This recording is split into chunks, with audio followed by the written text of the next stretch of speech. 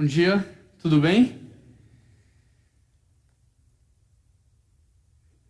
Você falou 2014, mas eu nem lembro quantos já, né, Walter?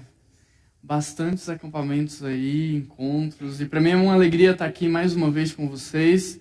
Uma alegria muito, muito grande e ao mesmo tempo um desafio, né? Pregar depois do Thiago, para mim é um desafio grande. O Thiago é um amigo pessoal meu, nós trabalhamos um período na Ibaviva juntos. Hoje o Thiago foi pastorear em Dayatuba, que era um pequeno grupo da nossa igreja lá, e plantar essa igreja, e tem feito um trabalho incrível. E o Thiago é uma vida que me inspira muito, então para mim, ao mesmo tempo que é uma alegria dividir esse momento com ele, é um desafio pregar após ele aqui, mas eu creio que Deus também tem uma mensagem para a sua vida. E é interessante porque o Thiago, ele começou aqui, ele citou um homem, né? Um homem que falou na CEPAL. Você lembra o nome desse homem que ele citou? Ari Veloso. Quantos aqui conhecem o Ari Veloso, ou conheceram, ou sabem da história desse homem? Algumas poucas pessoas aqui, né? Ari Veloso, ele foi um homem, sem dúvida nenhuma, um homem incrível.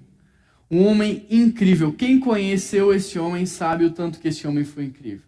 Ari Veloso, ele foi o pastor fundador da Igreja Batista do Morumbi, em São Paulo, e é um homem que revolucionou o ser igreja em São Paulo, revolucionou a maneira de se pregar, a maneira de se comportar. É um cara que inovou em todos os aspectos, inclusive foi o primeiro cara que começou esse projeto de investir em pastores, mentorear, criar e cuidar de pastores. Então o pastor Ari Veloso tem aí até uma reportagem na Folha de São Paulo acerca dele. Foi um cara maravilhoso. Se você me perguntar assim, Juan, você conheceu o Ari? Eu vou dizer, não, eu não conheci o Ari. Eu nunca vi o Ari ao vivo, na minha frente eu nunca vi o Ari. Juan, mas como que você sabe tanto a respeito desse homem? Como é que alguém que não conheceu o Ari pode falar com tanta propriedade em relação a ele? Olha, eu vou te dizer que eu não conheci o Ari, eu não vi o Ari, mas eu sei quem ele era, eu sei como ele pensava, eu sei como ele se sentia, eu sei qual era o time do coração dele, eu sei quais eram os projetos de vida do Ari, pelo que ele dedicou a sua vida e por qual foi a causa que ele se entregou, que ele morreu. Eu sei tudo sobre ele. E aí você pode me perguntar, então, como que você consegue saber tudo acerca de uma pessoa que você não conheceu? Sabe como é que eu sei tudo a respeito desse homem? Porque esse homem deixou um legado. Esse homem deixou um legado incrível. E você pode procurar o legado desse homem em livros e você não vai encontrar. Você pode procurar o legado desse homem em frases prontas que você não vai encontrar. Você pode procurar o legado desse homem em conceitos, em pregações, em teorias, e você não vai encontrar. Sabe por quê? Porque legado não é só um conceito que você deixa. Legado não é só uma frase de efeito que você deixa. Legado não é só uma lembrança, não é só um sentimento. Legado não é só aquele epitáfio que você deixa lá no cemitério. Jaz aqui o fulano de tal que era pai e mãe. Não é só isso. Legado não é só isso. Legado é você deixar pessoas. E se você quiser conhecer a história do Ari Veloso, tá aqui a foto para que vocês possam ver a imagem dele. Se vocês querem conhecer o legado desse homem, vocês precisam conhecer as pessoas na qual ele investiu a sua vida. Porque deixar um legado é deixar pessoas que darão continuidade àquilo que Cristo já começou a fazer na sua vida e através da sua vida. Deixar um legado é você deixar pessoas que vão dar continuidade naquilo que Deus tem sonhado para a sua vida, para a sua família, para os projetos de Deus e a missão de Deus nesse mundo. Hoje eu tenho o privilégio de conviver com um cara incrível, um cara fantástico, que é esse homem, o André Fontana, pastor André Fontana. E o pastor André Fontana, ele foi discípulo do Ari. E se hoje eu conheço o Ari Veloso, é por causa do André Fontana, que é o legado em vida do Ari. Em todo momento o André traz o Ari à tona. Em todo momento o André cita o Ari, em todo momento o André traz os pensamentos do Ari, e tudo que nós fazemos hoje enquanto igreja, de certa maneira, é a continuidade do projeto de vida do Ari, do que Deus confiou na vida dele. Agora, se você quiser conhecer o legado do André, você não vai encontrar em frases, você não vai encontrar também em conceitos nem em livros. Se você quiser conhecer o legado do André, basta você olhar para mim. Basta você olhar para o Thiago Matos, que acabou de pregar aqui, porque nós também somos o legado do André. A maneira como nós pregamos, ela é praticamente idêntica à maneira do André pregar. A nossa gesticulação, as palavras como usamos, é a maneira do André. A nossa visão de igreja, a nossa visão de família, a forma como tratamos as nossas esposas, a forma como educamos os nossos filhos. Nós somos o legado do André. E é interessante porque nós, eu e o Thiago, nós somos a terceira geração após o Ari. O Ari Veloso já está morto, mas o seu legado permanece vivo até hoje. E é com essa introdução que eu te desafio a abrir a sua Bíblia no livro de Juízes, no capítulo 2, no versículo 10.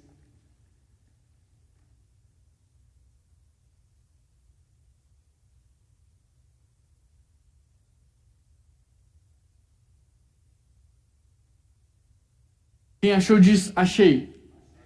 Quem não achou diz, espera aí. Tá bom, vou esperar.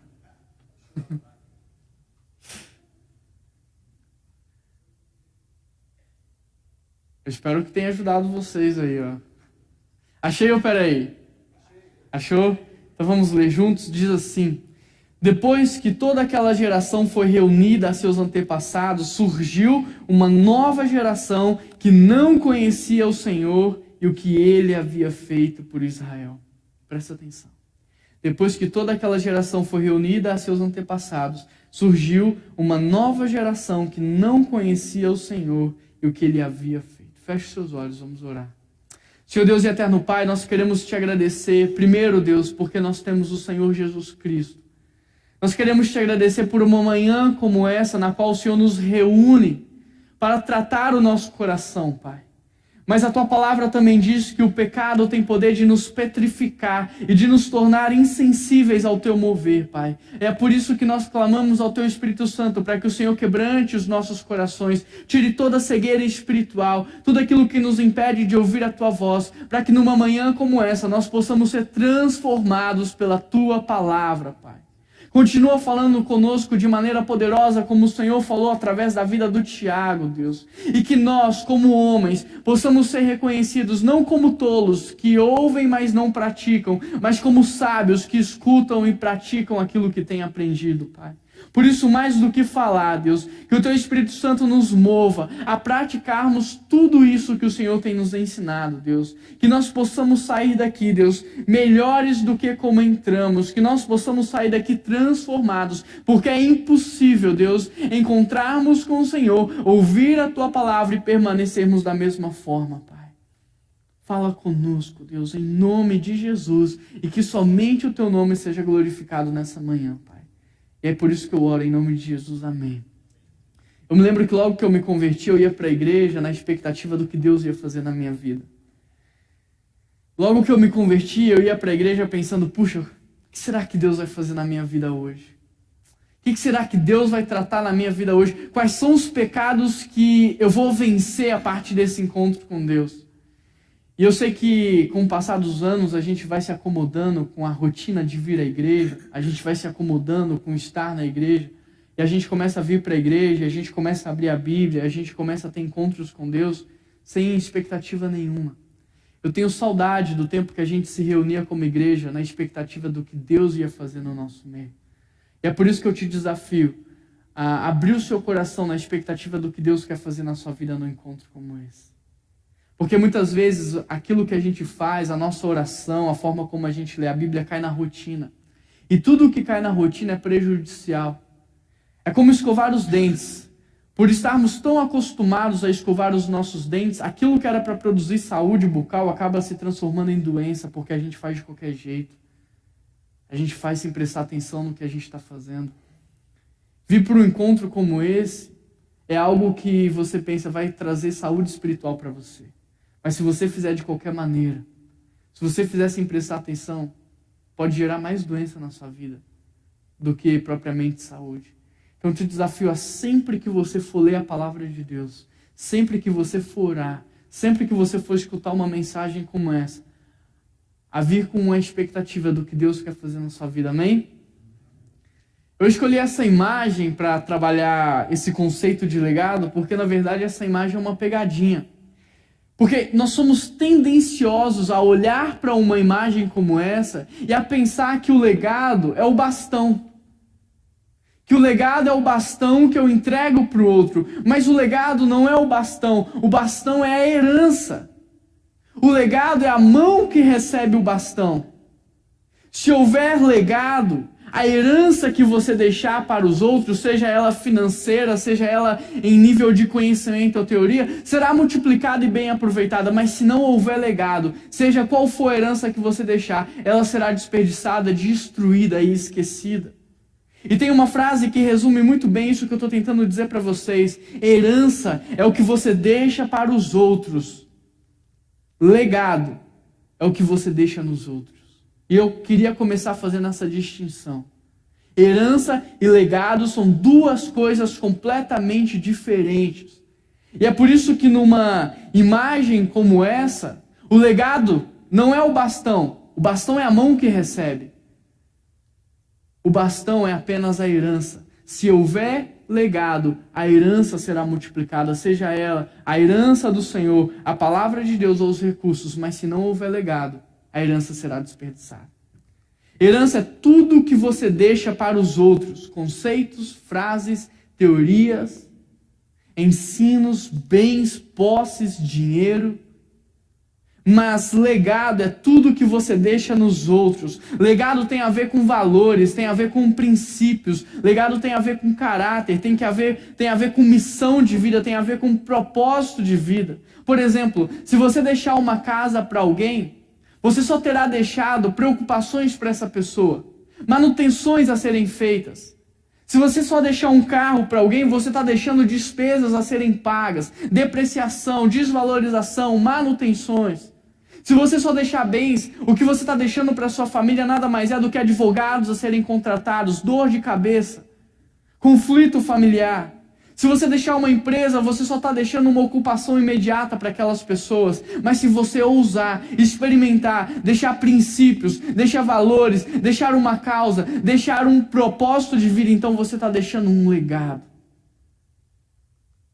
Plante um pensamento e você vai colher uma ação. Plante uma ação e você vai colher um hábito. Plante um hábito em alguém e você está colhendo um caráter. Agora plante um caráter e você vai colher um destino. E em cima dessa frase, eu gostaria de acrescentar: plante pessoas no mundo e você vai estar colhendo o seu próprio legado. Eu estou há 6 anos na Ibaviva. Quando o André me contratou, eu não era ninguém, eu não era nada. Eu era apenas um seminarista que estava aprendendo a fazer as coisas. Eu não sabia pregar direito, eu não sabia aconselhar pessoas direito. E a Ibaviva é uma igreja grande, uma igreja de nome. E você pensa, puxa, o André vai contratar somente grandes pastores para essa igreja. Quando o Tiago Mates começou a trabalhar na Ibaviva, ele era apenas um seminarista que não sabia fazer nada. Mas o André tem plantado pastores para as próximas gerações. Se você plantar pessoas, você está deixando o seu legado no mundo. E não importa se você está num ambiente empresarial, comercial, não importa se você está na sua casa, e não importa se você é adolescente ou se você é jovem. Quando você planta pessoas, você está deixando um legado. Eu tenho 26 anos. Eu tenho 4 anos de ordenado. E eu já tenho plantado pastores. Nós temos um projeto na Ibaviva que chama Mentoria de Jovens Pastores.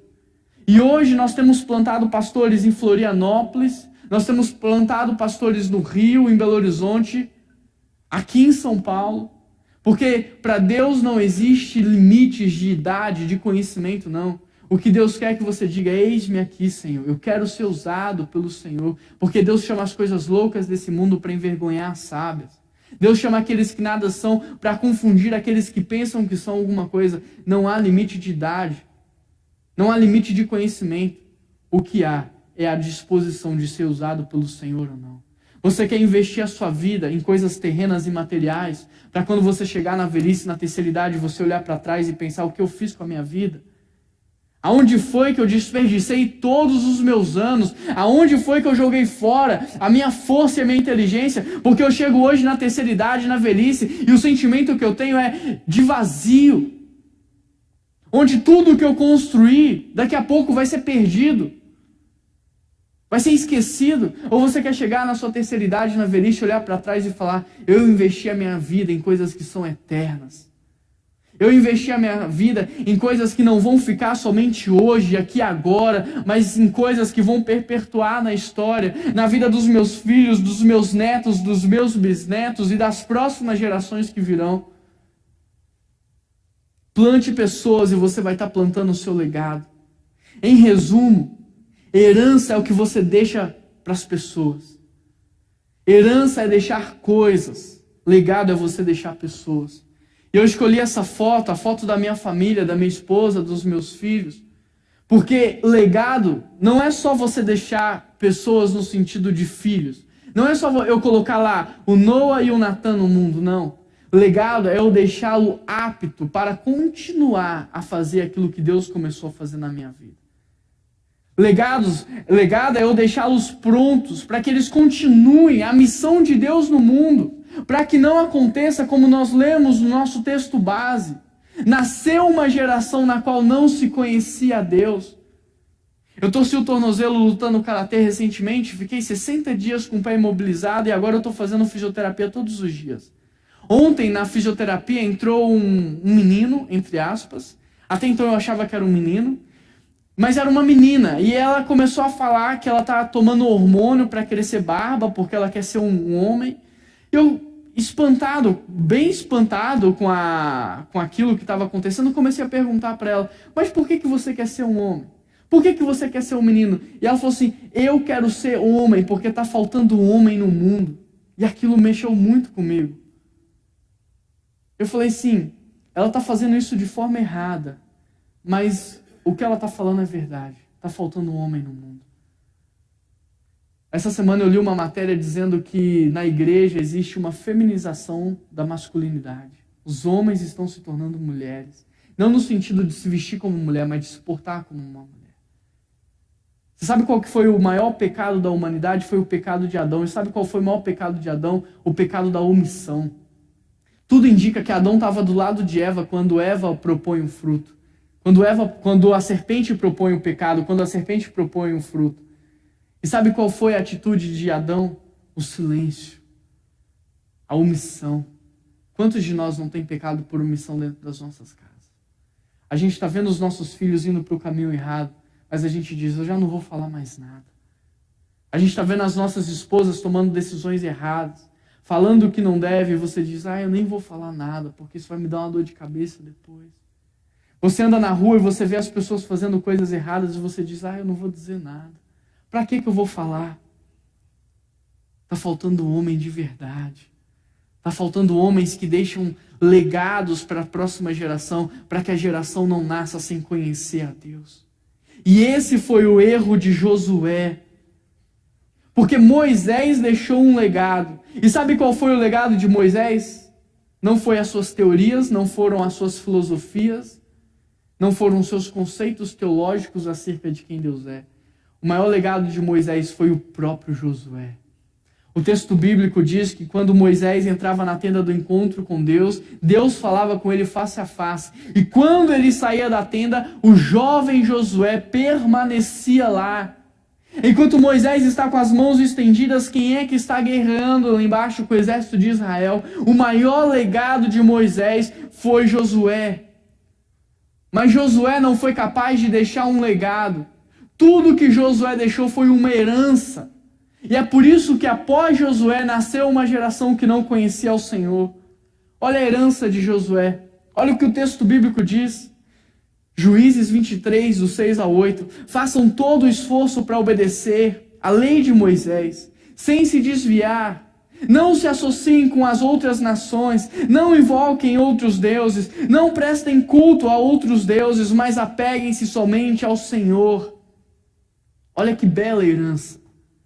É muito bonito o que Josué deixou, mas não foi capaz de manifestar a presença de Deus nas próximas gerações. Não foi capaz de transformar as próximas gerações. Às vezes nós focamos muito tempo escrevendo textos, fazendo mensagens, gravando vídeos, tentando inculcar teoria na cabeça das pessoas e passamos pouco tempo com as pessoas, pouco tempo andando junto. O Tiago Matos citou um texto: ensine a criança no caminho. Você sabe o que significa no caminho? No caminho é andar junto, é dar as mãos. Porque se um dia essa criança se desviar, você está do lado dela para trazer ela para o mesmo caminho que você. Passamos muito tempo criando coisas para a internet, passamos muito tempo pensando em teorias na empresa, em filosofias na empresa, mas passamos pouco tempo com pessoas, investindo em pessoas, andando junto com pessoas, ensinando pelo exemplo. Mas eu te pergunto, qual é o resultado de tudo isso? Qual é o resultado da sua vida hoje? Será que o que você tem feito e produzido na sua empresa vai durar após a sua morte ou vai morrer com você? Ou será que tudo o que você tem feito vai ser eternizado nas próximas gerações? Olha para o exemplo de Jesus Cristo. Jesus é o nosso maior exemplo. Jesus passou mais tempo inventando coisas ou ele passou mais tempo com pessoas? E qual foi o resultado de tudo isso? Quantos 1000 anos se passaram? E Jesus vem sendo eternizado, os seus ensinos sendo eternizados no nosso meio. Porque ele investiu em pessoas. Qual foi o maior legado de Jesus Cristo? Foi os 12. Foram os apóstolos. Qual foi o maior legado desses homens? Foram outros discípulos, outros homens. E nós hoje somos frutos do legado destes homens.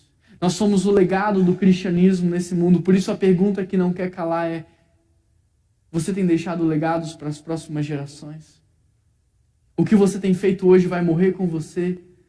Ou vai alcançar os seus netos, os seus bisnetos? Durante muito tempo eu orei dizendo a Deus que eu queria marcar minha geração. Eu falava: Deus, eu não quero desperdiçar minha vida. Eu não quero desperdiçar o meu tempo, eu quero marcar a minha geração. Mas hoje, olhando para trás, eu penso que essa é uma oração muito egoísta. E eu não oro mais assim. Eu oro dizendo: Deus, eu não só quero impactar a minha geração, como eu quero deixar marcas para as próximas. Eu não só quero impactar e transformar a minha geração, como eu quero deixar marcas na geração dos meus filhos, marcas na geração dos meus netos, dos meus bisnetos.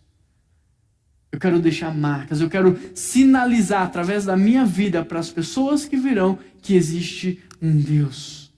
Que existe um Deus. Legado é você deixar pessoas prontas, aptas a continuarem a fazer aquilo que Deus já começou a fazer através da sua vida. E foi exatamente isso que Moisés fez. Ele deixou Josué, para que Josué pudesse terminar ou continuar a missão que Deus havia dado para ele.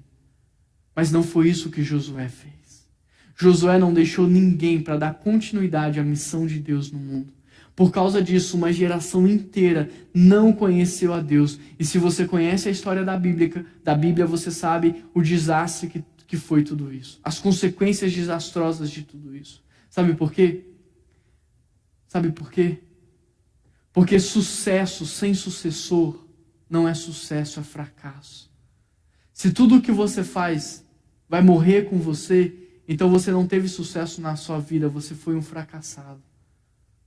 Sucesso sem sucessor não é sucesso, é fracasso. Quem você está deixando para dar continuidade na causa que você defende? Quem você está deixando para dar continuidade na missão de Deus no mundo? Em quem você está investindo? Porque nós somos maravilhosos para investir na bolsa de valores. Nós passamos horas na internet para aprender a comprar ações. Nós somos bons em comprar terrenos para valorizar, investir para ter recursos financeiros, mas em quem você está investindo, sem esperar receber nada em troca? E não importa se você é um jovem, adolescente, um idoso, não importa. Em quem você está investindo. A verdade é que a gente não investe nem nos nossos filhos, nem na nossa esposa, quem dirá nos outros. Isso tem que mudar nas nossas vidas. Nós temos que praticar a mensagem que o Tiago trouxe. Nós precisamos deixar um legado para as próximas gerações. Algum tempo atrás, eu ouvi uma pregação sobre as 3 cadeiras. Eu queria ilustrar isso daqui. Na verdade, até o Ed René, ele recentemente fez essa mensagem na IBAB, mas essa mensagem é de um pastor americano. E ele traz essa ilustração das 3 cadeiras, e cada cadeira representa uma geração. E a primeira cadeira é a geração que conhece muito a Deus. é a geração daqueles que têm muita intimidade com Deus. A segunda cadeira é aqueles que conhecem Deus mais ou menos. É aqueles que na empresa são do mundo e vivem de forma mundana, mas aqui no encontro de homens como esse são super espirituais. A terceira cadeira representa a geração daqueles que não conhecem a Deus. A primeira cadeira é aqueles que dizem mais ou menos assim: primeiro Deus, na minha vida, em primeiro lugar é Deus e depois sou eu. Esses são aqueles que sentam aqui na primeira cadeira. Como exemplo, nós temos Abraão. Acabamos de ouvir uma mensagem sobre Abraão. Deus fala: eu quero o teu filho. Ele diz: primeiro Deus, depois eu. Você quer meu filho? Meu filho está aqui. A segunda geração você tem Isaac. O que você sabe sobre Isaac? Você sabe que ele é filho de um grande pai. Depois, quem que você tem na terceira geração? Os filhos de Abraão. Quem são? Os filhos de Isaac. Quem são? Esaú e Jacó. O que você sabe sobre eles? Jacó foi um grande enganador. Na primeira cadeira você tem homens que temem a Deus, que têm vida com Deus. Na segunda cadeira você tem homens que conhecem a Deus mais ou menos. E na terceira cadeira, é a terceira geração, você já tem pessoas que não conhecem mais a Deus. Na primeira você tem homens como Davi, que são conhecidos por terem um coração voltado para Deus. A segunda geração de Davi você tem homens como Salomão, que começam bem, pedindo sabedoria a Deus, mas terminam mal a sua vida, a sua história. E na terceira geração, você tem Roboão, que foi um louco de pedra, que dividiu o reino de Israel. Na primeira geração, você tem Moisés, o homem que deixou um legado. Na segunda geração, você tem Josué, que deixou uma herança, e que por consequência disso, na terceira geração, ninguém mais conhecia a Deus. Imagine essa igreja que vocês têm ajudado a levantar, igreja que vocês têm ajudado a construir. Eu me lembro que quando eu vim aqui não tinha nem aquele prédio lá. E vocês têm trabalhado para que essa igreja seja construída. Imagine essa igreja, na sua terceira geração, se tornar um centro de macumba porque você não deixou um legado.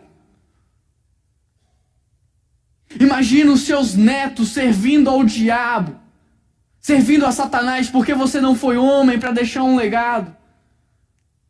Imagine o Brasil se dobrando a Maomé, ao Alá, porque nós não deixamos um legado para a terceira geração. Qual cadeira você está hoje? Aqueles que conhecem a Deus, têm vida com Deus. Aqueles que conhecem Deus de ouvir falar, de ver os milagres na vida dos outros, de ver Deus agindo na vida dos outros, mas não tem vida com Ele. Ou você já está na terceira geração que, quem que é Deus? De quem que você está falando? Que não sabe nada. É interessante porque quando você recebe um legado, você muda de cadeira. Então, não importa se hoje você está aqui. Hoje eu estou tentando gerar um legado na sua vida. Então, quando você pega esse legado, você muda de cadeira e você passa para essa daqui. Mas quando você começa a produzir um legado na vida de alguém, você troca de cadeira e você passa para cá. Por isso não importa se você hoje está na terceira ou na segunda cadeira. A pergunta é, qual cadeira você quer sentar de verdade? Em qual cadeira você quer terminar a sua vida? Ari Veloso sentou na primeira cadeira. André Fontana sentou na segunda cadeira. E eu e o Tiago estamos sentados na terceira. Mas porque nós estamos produzindo e deixando o legado, automaticamente nós nos tornamos de novo a primeira geração. Qual cadeira você está? Deixar legado não é você deixar uma pessoa para te substituir na sua empresa. Deixar um legado não é você deixar alguém para comandar os seus negócios. Isso qualquer jumento faz, é só contratar um funcionário bom. Deixar um legado é você deixar alguém com caráter, com princípios, com valores, cheios da presença de Deus, para dar continuidade no mundo àquilo que Deus já começou a fazer através da sua vida. Agora, para você deixar um legado, você precisa ter uma causa a qual você defende. Porque se você vive para conquistar bens materiais, desculpa, mas é impossível você deixar um legado desse jeito, porque tudo que você está fazendo é desperdiçar a sua vida. Para você deixar um legado, você precisa ter uma causa a qual você defende. E é por isso que, em primeiro lugar, eu te dou como dica, identifique a sua causa. O texto de Êxodo 3:10 diz: vá, pois agora, pois eu o envio a Faraó para tirar do Egito o meu povo, os israelitas. Qual era a causa de Moisés? Tirar o povo de Israel das mãos do Egito. Libertar o povo da escravidão. Qual era a causa de José do Egito? Ele mesmo disse: não foi para isso que Deus me enviou diante de vós, para vos libertar de uma grande fome. Qual era a causa de Jesus? Reconciliar o homem consigo mesmo. Qual é a sua causa? Pelo que você vive, porque tudo no reino de Deus tem um propósito. A água tem um propósito claro e bem estabelecido. A água não vira para Deus e fala: hoje eu não quero ser água. Hoje eu não quero exercer esse papel, não. Ela tem um propósito, ela tem uma causa. A vegetação tem uma causa, tem um propósito. Por isso não pense você que você está aqui por um acaso, que você nasceu do nada. Você sabe como que uma cadeira dessa para ser produzida, como ela foi pensada e sonhada? Por uma cadeira simples como essa ter sido criada, um dia alguém teve que pensar: eu preciso criar um objeto para o ser humano repousar. Um dia alguém sonhou com a cadeira. Aí vem um processo de pesquisa: que materiais nós vamos usar? É um plástico, é a madeira, tem que ser um material resistente, tem que ser anatômico, tem que ter conforto. Então a gente vem para o processo de fabricação. Então agora a gente vai fabricar. Agora tem um processo de marketing. Qual é o nome do objeto? Como é que a gente vai vender esse objeto? Percebe que uma cadeira como essa, para ter sido criada, foi complexo o processo de criação? Agora, como que a gente é inocente de pensar que nós estamos aqui do nada? Que a gente explodiu. Que a gente está aqui, deixa a vida me levar. Acorda para a vida. Um dia Deus sonhou com você. Um dia Deus pensou em você e Deus pensou: existe um projeto no mundo, existe um problema no mundo, existe uma causa no mundo que eu preciso criar fulano para ser responsável por isso. E para fazer isso, esse fulano ele tem que ter essa característica, essa forma de pensar, esse dom, esse talento, e é dessa forma que você foi criado. Por mais que para os teus pais você tenha sido um acidente, para Deus você não foi. Deus já sonhava com você. Ele tem um projeto de vida para você. Por isso, para que você possa ser capaz de deixar um legado nesse mundo, em primeiro lugar você tem que identificar a sua causa. Nada mais inteligente, então, num momento como esse, do que você levantar os olhos àquele que te criou e falar: Deus, o que estava no seu coração quando o Senhor deu palavras de ordens para que eu viesse à existência? No que o Senhor estava pensando quando o Senhor me criou? O que o Senhor tem para a minha vida? Qual é o motivo de eu ter nascido no ano tal, na cidade tal, na família tal, e estar agora exatamente fazendo o que eu estou fazendo? E a questão não é o que você faz hoje, porque a gente tem a mania de dicotomizar as coisas, dizendo: essa música é sagrada, essa música é profana. Isso aqui é sagrado, isso aqui é profano. A questão não é o que você faz. A questão não é se você... Desculpa, passei mais um aqui. Se você é advogado ou se você é pastor. A questão não é se você é médico ou se você é missionário. A questão não é se você é um enfermeiro ou se você é um adorador, um levita, um líder, um voluntário na sua igreja. A questão não é essa, se o que você faz é profano ou se o que você faz é sagrado, mas a questão é se o que você faz, ou se a maneira como você faz, se ela é sagrada ou se ela é profana. Porque você pode ser um advogado para o diabo, mas como você também pode ser um advogado para Deus. E servi-lo e trazer a justiça dele nesse mundo. Como você pode ser um médico para o diabo, como você pode ser um médico para Deus. A questão é como você está vivendo. Como você está defendendo a causa que ele te deu. Essa é a questão. A segunda dica que eu tenho para te dar é: encontre os valores inegociáveis da sua vida. Êxodo 33:10 diz: o Senhor falava com Moisés face a face. Um dos grandes valores para Moisés é o seu relacionamento com Deus. E é por isso que Moisés sobe o monte e fica dias em cima do monte. É por isso que Moisés vai construir a tenda dele do lado de fora do acampamento. E para isso ele tem que carregar os objetos. Ele constrói sozinho. Porque o valor inegociável para ele é a presença de Deus na vida dele. Para Jesus Cristo, qual é o valor inegociável? é o seu relacionamento com Deus. E é por isso que Jesus, depois de todo o grande feito, depois de todo o grande milagre, ele se retira para orar, para falar com Deus, porque isso para ele é um valor inegociável. E é por isso que quando Jesus diz para os seus discípulos, vocês são capazes de fazer coisas ainda maiores do que o que eu fiz, os discípulos não ficam espantados, sabe por quê? Porque todos os discípulos sabem que Jesus fazia aquilo porque o Pai estava nele, e o Pai estava fazendo aquilo através dele. E que se era o Pai que fazia, então o Pai também podia fazer através deles. É por isso que os discípulos não pedem para Jesus ensiná-lo a pregar, e Jesus é o maior pregador de todos os tempos. É por isso que os discípulos não pedem para Jesus ensiná-los a curar, porque Jesus também era o maior curador de todos os tempos, mas os discípulos não pedem para Jesus ensiná-los a fazer nada. A única coisa que os discípulos pedem para Jesus ensiná-los a fazer é o quê? Pai, ensina-nos a ensina-nos a orar. Porque o valor inegociável na vida deles era a presença de Deus. João 15,5 diz o quê? Se vocês estiverem ligados a mim, vocês darão muitos frutos. Agora, sem mim, nada podeis fazer. Quais são hoje os valores inegociáveis na sua vida? É o seu salário? É o seu status? É o carro que você anda? É a roupa que você veste? É para onde você tem passado as suas férias? Quais são os valores inegociáveis na sua vida?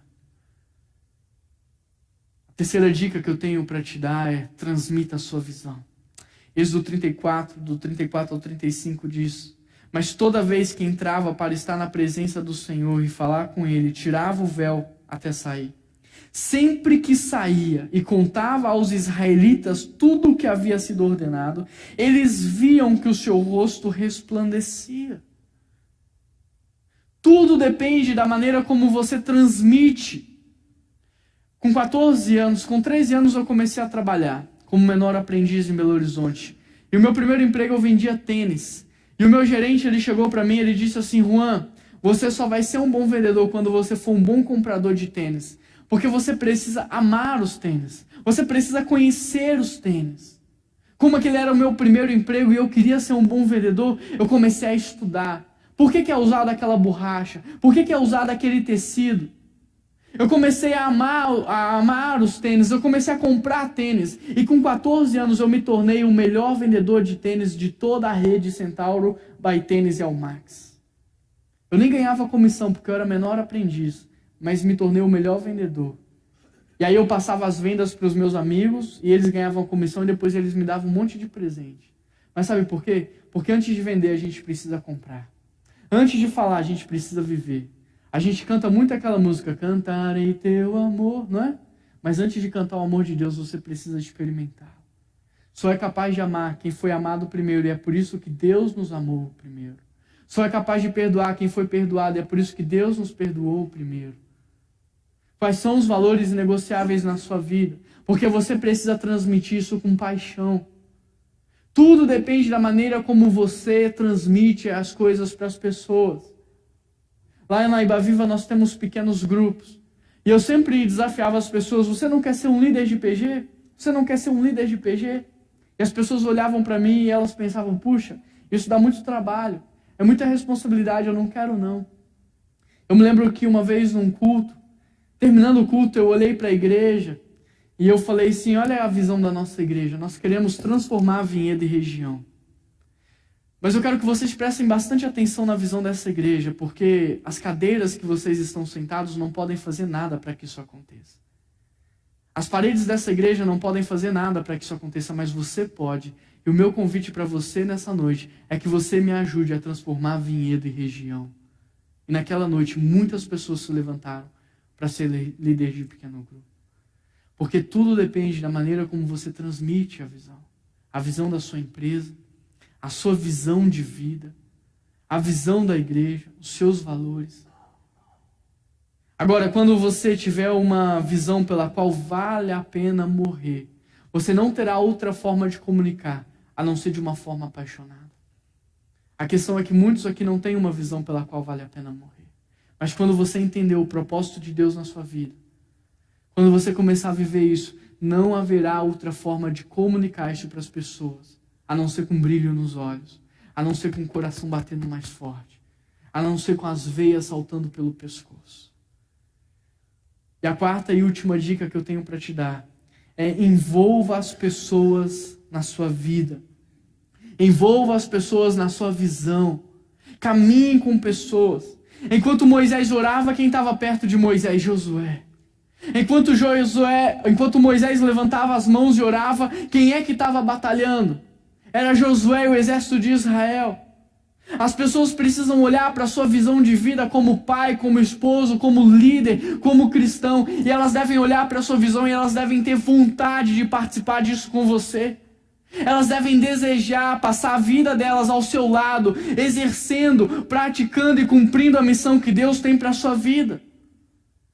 E é só quando você tem uma visão, uma causa a defender, um propósito de vida. É só quando você estabelece valores claros. É só quando você envolve pessoas, é que você deixa um legado. Quero passar um vídeo agora para vocês. Ele é legendado e eu queria que você prestasse muita atenção na mensagem desse vídeo.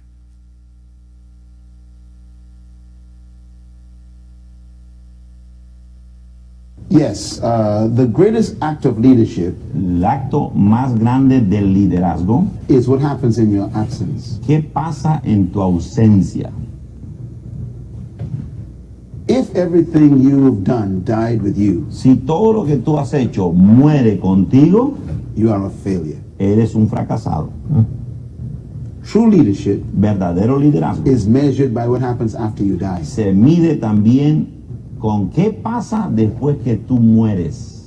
This is why true leaders Es por eso que verdaderos líderes don't invest in buildings. no invierten en edificios. Jesus never built a building. Jesús nunca construyó un edificio. They invest in people. Ellos invierten en personas, en gente. Why? ¿Por qué? Because success Porque éxito without a successor sin uno que le suceda después is failure. es fracaso. So your legacy Así que tu should not be legacía in buildings, no debe ser programs, en programas, en and edificios projects. y Your proyectos. legacy Tu legacía must be in people. debe ser en personas. So the greatest act of a leader Así que el acto más grande del líder is mentoring. es ser un mentor, mentorear. Who are you mentoring ¿A quién estás to mentoreando take your place? para que tome tu lugar luego? True leaders Verdadero líder make themselves unnecessary. llegan a ser no necesarios. I'm going to repeat it again. Repito otra vez. True leaders Verdadero make líder themselves se hacen a ellos mismos unnecessary. que son innecesarios. A true leader Un verdadero líder work themselves out of a job. trabajan de tal manera que se quedan sin trabajo. So great leaders Grandes líderes measure their greatness se miden su grandeza by their absence. en su ausencia, cuando están ausentes. Study Jesus, Estudia a Jesús, greatest leader of all. el líder más grande de todos los tiempos. Listen to his words. Escuche sus palabras. It is better for you Es mejor para that vosotros I go away. que yo me vaya. If I do not go away, Si no me voy, you won't be great. no serán grandes ustedes. My absence Mi ausencia is your es greatness. tu grandeza. Wow. He proved his greatness Él probó su grandeza by leaving. por irse.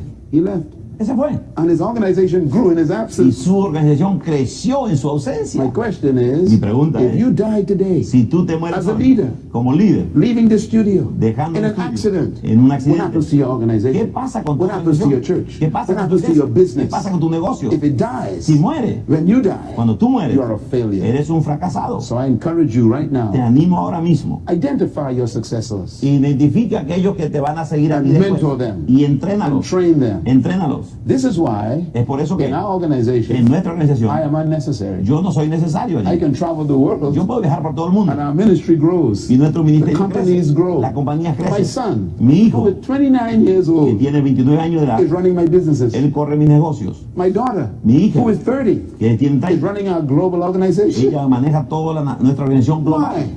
¿Por I qué? mentored them. Yo las entrené. Jesus Christ Jesús said to Peter, le dijo a Pedro, do you love me? ¿me amas? He said, yes, Lord. Sí, Señor. He said, then the company is yours. Entonces la compañía es tuya, le dijo. Feed the people. Alimenta a la And he gente. left. Y se fue. What happens ¿Qué pasa? in your absence? En tu ausencia. That's your legacy. Eso es tu legado. Uau. Wow.